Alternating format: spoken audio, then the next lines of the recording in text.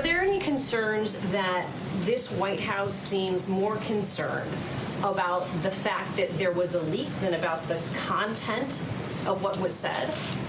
Well, I think, we're concerned about all sorts of matters, but this is an internal matter. It's being addressed internally, and I don't have anything further to add. How it wasn't internal. Can you explain how it's being addressed internally?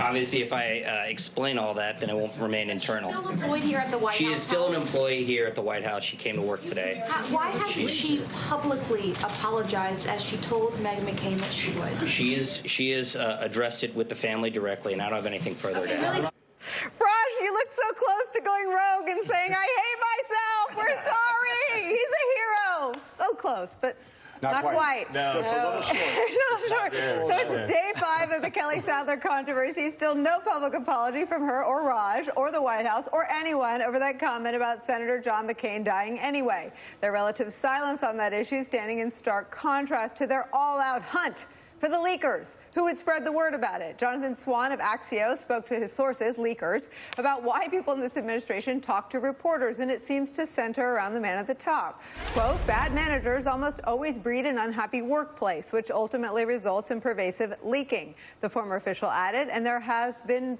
plenty of all those things inside this White House. Some people use leaking to sell personal scores or even worse, to attack the president. But for me, it was always to make a point about something that I felt was being unjustly ignored by others. Joining us at the table, Jennifer Rubin, opinion writer for The Washington Post. And let me add something else that's in, Jonathan Swan was on this all weekend, and he included in one of his pieces. My colleague Mike Allen, who spent nearly 20 years covering the White House, says we learn more about what's going on in the Trump White House in a week than we did in a year of the George W. Bush presidency.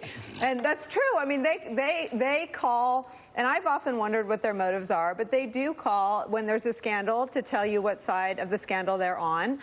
When there's something really serious, like the statement crafted aboard Air Force One, people let you know which side they were on. The press people, I think, argued that they were for more transparency, believing that the truth would ultimately get out. But why do they seem more upset about the leak than the insult to John McCain? These are soulless people working for a soulless president. Wow. The president of the United States doesn't have a purpose higher than himself, and therefore the people who work for him do not have a higher purpose. They do not see themselves as custodians of the public good.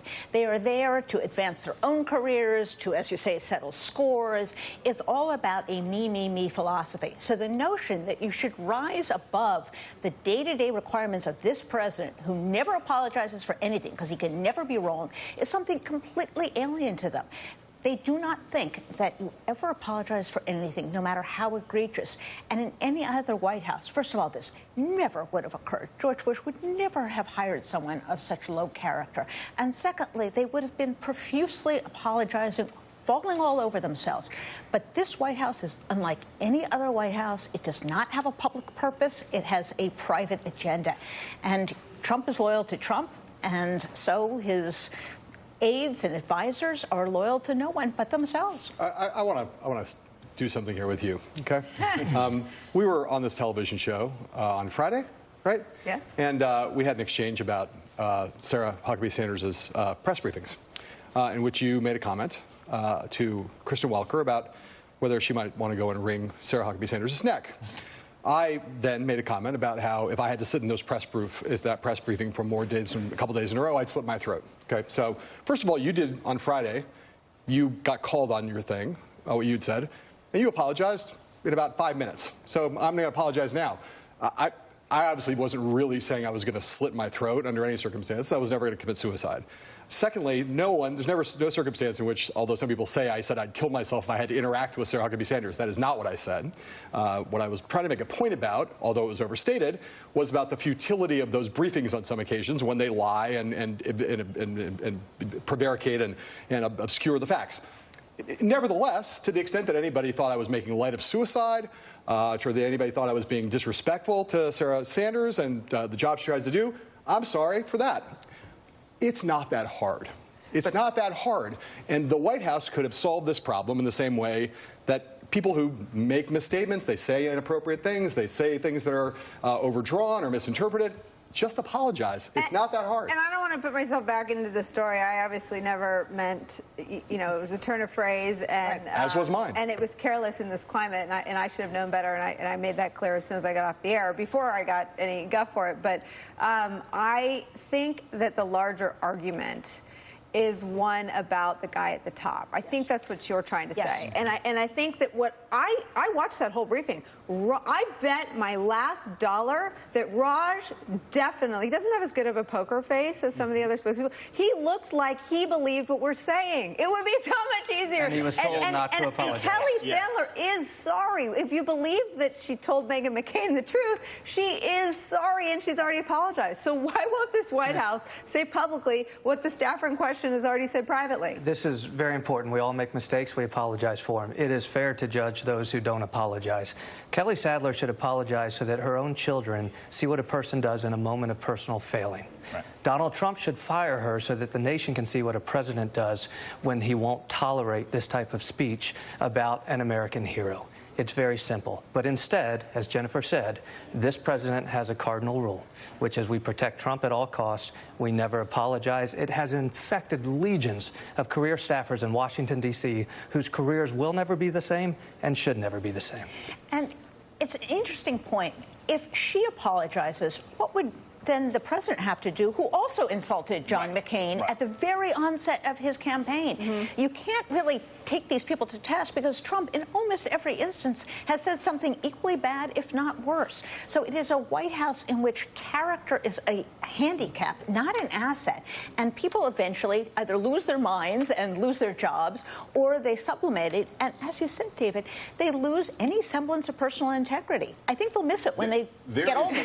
There is no optimism in this staff if they constantly feel like they need to leap, because what they're saying is, when this all comes crashing down, I want history to look at me better. And that's how these people are working in our office every day. We understand the president to be tweeting. We don't know. Here it is. The so-called leaks coming out of the White House are massive. We were happy if you're watching, Mr. President. We were talking about your romance with Hannity, but we're glad you're still tuned in. The so-called leaks coming out of the White House are a massive over-exaggeration put out by the fake news media in order to make us look as bad as possible. I don't think you need our help. With that being said, leakers are traitors and cowards, and we will find out who they are. Let me actually read. Is Jeremy Bash still with us? Yeah. Jeremy, let me read you something serious. Daily Beast, White House aides plan to stop leaks, spy on his coworkers. A former National Security Council official now working for Attorney General Jeff Sessions explored ways to surreptitiously monitor the communications of White House staff for leaks of perceived political disloyalty to Donald Trump, according to 3 former Trump NSC officials familiar with the effort. I'm on season 1 of The Americans, but this is how you hunt out a mole leaking, missile defense secrets to a foreign adversary, not how you track down someone who says, Donald Trump called African nations bleep holes. Yeah, and beware of anybody who tries to employ security measures to settle political scores. And that appears to be exactly what Ezra Cohen-Watnick was doing. What's shocking is that he's actually apparently been rehired by the executive branch, by the Justice Department, to work in national security, which is unbelievable considering he engaged in this horrifying activity to kind of rat out or try to find quote-unquote leakers from amidst the National Security Council professional staff. And apparently one of the people he had it out for was one of the most senior counterterrorism officials in our government, who also happened to be the most senior-ranking Muslim American in our government. I don't know, what possibly he could have been thinking when he enacted his kind of anti-leak program. But one final thing, Nicolle, is in my experience in government, the antidote to leaks is not recriminations and investigations. The antidote to leaks is loyalty. When there is not loyalty, you're going to have an avalanche of leaks. And morale. I mean, organizations where the morale is high tend to not leak. That's right. So they got a long way to go. When we come back, in Jerusalem, Jared